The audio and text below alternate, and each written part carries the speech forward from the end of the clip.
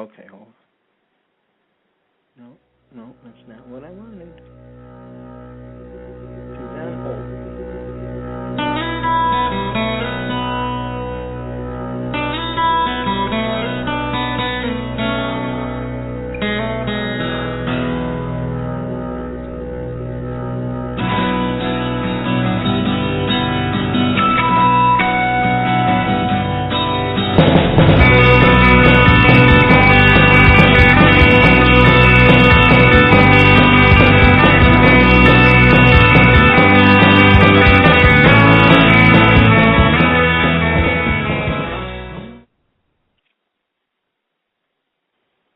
Pam?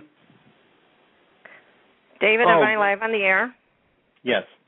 Okay, thanks for picking up. As soon as I said, here comes the rain, there it went. The lightning went, and my computer and everything shut down. So, oh, my gosh. Shaun, are you with us? I am with you.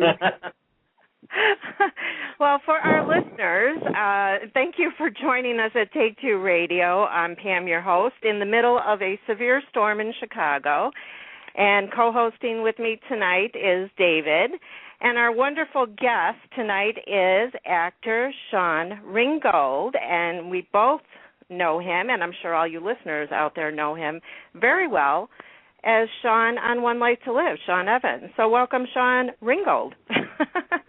Hey, guys. How you doing? Well, it could be better.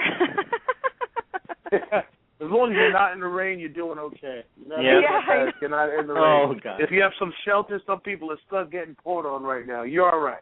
Yeah, thank you. I know. I'm worried about my son because he was on his way to his friend's house. Today's my son's birthday. Oh, and I told him, no, a good thing would be to come home because we're going to get a storm any minute. Oh, no, I'm just going to go. I'll be fine. You know, kid. So hopefully he checks in. So anyways, now that we've all talked about the weather, it's so wonderful to see you back to One Life to Live, although we only saw you for a moment. A quick second. Bam. Yeah. I caught the kids climbing down the trestle. Yeah. Yeah, that was quick. Made myself known. Say, hey, guys, how you doing? Gotta go. Now I'm just joking. Some good stuff is definitely to come. The executive producer reached out to me and said that they got some good and fun storyline coming. I'm not exactly sure of the details of it, but, you know, Jen, she's definitely a very creative woman and is very good at what she does. So I'm excited to see, you know, what they have in store for me. But it was definitely good to return and see all my friends. And, you know, One Life to Live is very much an extended family. You know, Cassie, Palmer, and Jerry Levon, and Bob and Strauss, Kelly Missile. I mean, the list just goes on and on. Erica Slayback. All just great people, very loving. So when you go there, it's actually like a family reunion. And, you know, it's just really wonderful to be back. Yeah, I would imagine that, you know, after working together for so long, especially the vets that have been there, you know, that it's amazing to be back together, and especially in a new format. Yeah, I actually, you know, when I first went there, I was totally amazed at the production quality. Everything was just, it blew me away. I was actually overwhelmed. Like, wow, the sets were just new and fresh.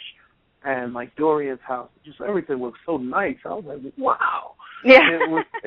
I'm looking at the quality of the chairs. I'm like, look at this. I could use this at my house. I was like, this is nice.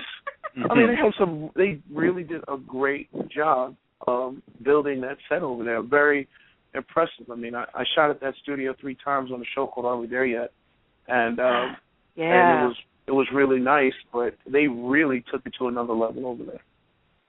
Yeah, that's all we've been getting from, you know, the actors there, as far as if you see it on Twitter or on Facebook or the few that we've spoken to on the show. Everybody is very happy with the way things are going and how great everything looks. I think it was, I'm trying to remember who said it, and I can't remember now, but it might have been Robin Strausser said that she wanted to take some stuff home or use some of the things too. Yeah, I was like, you know, if you saw the studio before, they're not taking anything away from the other show. It just wasn't at the level at which Prospect Park took it to. And, I remember very clearly how the dressing rooms were. And you go in there now, it's like, say what? I was like, look at this. Hey. I was like, I like this. Now, I'm curious to know something. Uh-oh. When you got...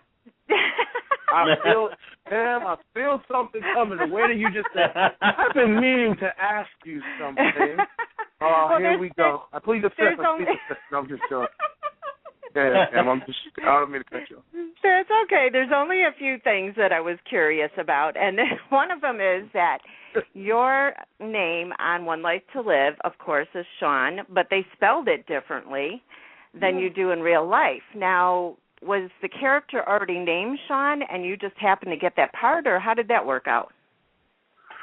You know something? I feel when I first auditioned for One Life to Live, at that time in my life, I was doing executive protection. I used to be a bodyguard full-time, and it was for a bodyguard part. And I don't think, when I looked at the side, it just said bodyguard. That's what the side said. When I went to start the role, they gave me the name Shaun. It was basically like I was playing myself, and very much. It's true, because I was a bodyguard in real life. I mean, I've had odd jobs growing up before I became doing executive protection. But when I read the side, it said bodyguard. Then when I, showed up to work, it said Shaun. I said, isn't this something? This is great. So I really don't have to create all that much. Because most of the things that I've done, I've basically lived out. So I always had something to pull from. But it makes the job a lot easier when the character is your name. So it it's very natural. It's not like I'm someone else, even though I am someone else when I'm playing the character. But a lot of the things the character is truly an extension of who I am. And people, how they write for me is who I am, very much so. So it kind of works out to be perfect. I think this role was definitely meant for me. I think so, too. I think it was fate, because I did read about you initially starting out as a bodyguard before going into acting. And I thought, oh, my gosh. And then here's Shaun on One Life to Live, and he's a bodyguard. This was definitely meant to be. It definitely was. I could have never imagined myself at first. There's just one article I have to, email over to you. It's amazing, where I used to be a professional arm wrestler as well. I did that as a hobby. And I quoted in this article, and it's very weird because I never watched soap operas as a kid. It must have been God speaking through me. At the end of the article, I said, you know what? I could see myself being on a soap opera. This was in 2002 or 2001, and then to think in 2006 that would manifest. I could have never seen myself. I'm not your soap opera type. You know what I mean? I'm not your typical soap opera type. Would you agree? I'm 330 pounds. I'm a big guy. You just don't see that as a regular character on a soap opera. So when it came into fruition, I said, this is not me. This is just God. This is fate, and I had to follow it, And I look at the relationships that have been built from this character and how it's prepared me for all of the other things that I've been so blessed and fortunate to do. It's not me. It's God's work, and I'm just, He's leading me to water, and I'm drinking it. I'm not, I'm going to go hard. I'm not playing with, the skills and the blessings that He's put before me. Most definitely, and that's a great way of looking at it. A lot of people will ask a lot of questions, even if it's just in their mind. Why? Why me? Why? What for? But this way, if you just go with the flow, it'll be perfectly fine. It's what you're meant to do. Yeah, absolutely. I'm just learning this business. Can't take it too serious. I mean, I take it serious when it's time to work. You have to be respectful of other actors, and it's good to know your work and to go in there and give it all that you have. But don't take it too serious when you think you're the man, because I've seen so many people who thought that they had longevity and they thought they were going to be there for a while, and they're flexing their wings. And I remember this: if you can't get along with the cast and the people that you work with, and your ego is a little bit too big, trust me, they will clip your wings, and very soon you have no storyline, and then they're gone.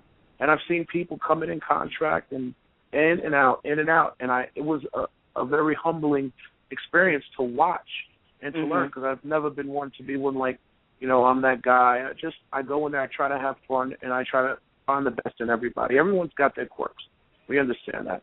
But at the same time, I try to find the best in people And when I go in there and I'm on set, I just do the best I can to have fun, make people feel good, and just to think about that we can express ourselves, on a camera and bring joy and happiness to the viewers at home.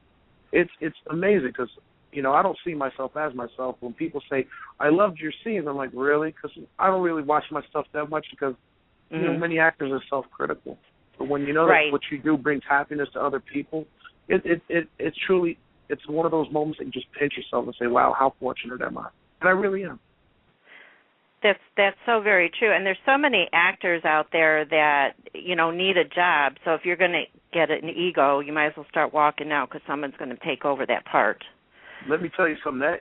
Pam, you couldn't have said it any better. I understand people want to get the most for their buck. They understand their worth. And sometimes people say, I'm going to move on to other things. God bless them, One Life to Live has always been flexible, where I've been able to, in the beginning, if I'm sure you're aware, I was recurring for like 4.5 to 5 years, and then my last year, they put me in contract. But the funny thing was, in recurring, I was working sometimes more than some people who were in contract, as far as my days. So I never let that become an issue. And the great part, it allowed me to go out and to get other jobs that has helped branch me off and to, doing more, bigger things and, prime time and, feature films and so on. So it's been really great. I mean, I'm pretty speechless when it comes to the journey. It's been incredible. Well, how did you initially start out being a bodyguard? Oh, me being a bodyguard, how'd that start off? I worked at a show called 106 in Park, BET's Top 10 Live. When I was much younger, I would say I was about 18, 19, I started doing, I was always big for my age. People would assume they would assume for me to be 22, 23 by the way I communicated, the way that I spoke to them, the way I carried myself. So I was able to get jobs in clubs where you're supposed to be 21 and over, and I was always big, and I knew how to communicate with people, so I would diffuse fights and stuff like that. I started off in the clubs, and then one day I got called after 9/11. I got called to BET at the show. The name of the show is called 106 in Park, BET's Top 10 Live, and the host at that time was AJ and Free.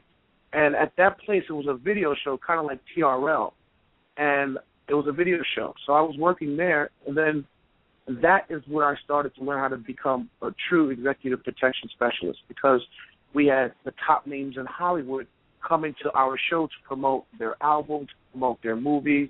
So I was like in the best place you could imagine, because everyone you could imagine under the sun, I was fortunate to have walked through the door, and I started really, getting into custom suits and presenting myself well. And some of those people grabbed me. Their, teams and their management teams would say, we want you to come on tour with us. We want you to work with us full time. And then I would, break off from BET for a while and bodyguard them. And then I would just work. But I've worked with so many different people in my past. Some people I can mention because of confidentiality, because this business is about confidentiality. But, in the past I did work with, because this was on MTV, so I can speak about this. I was with Ludacris. I was in Africa, Johannesburg, Durban, in Soweto. I worked with LL for about off and on for a year. Did a Definition album. I went on tour with Queen Latifah, doing the Traveling Light tour. That was the record that she had. So, that's just a few of many. I've worked with tons of them on a personal level, meaning as a personal bodyguard, traveling tour buses and planes and all that other good stuff. But it was a great experience to learn the Hollywood business at an A-list level. So I got to admit, I got to say something before you ask the question. The experience I had as a bodyguard has helped mold me as an actor to know how professionals act at the highest levels, who are making the 7 figures and multiple 6 figures on jobs. You see how they act, and then when I started to I had to let go of bodyguard work to commit full time to my acting. I had an incredible, had a great example for all of those years on what to do, what not to do, how to act, and not what to say. Because many people make mistakes in their careers moving forward because they act out of impulse. You have to learn how to keep cool, because you're around multi-million-dollar conversations and you hear things going on and you see how they act and you're like, wow, that's how a professional acts. So then when some of the same things transition in your own career, you have something to pull from. You have an example, and you know what's effective and you know what's not. And the experience as a bodyguard has definitely I think it's helped propel my career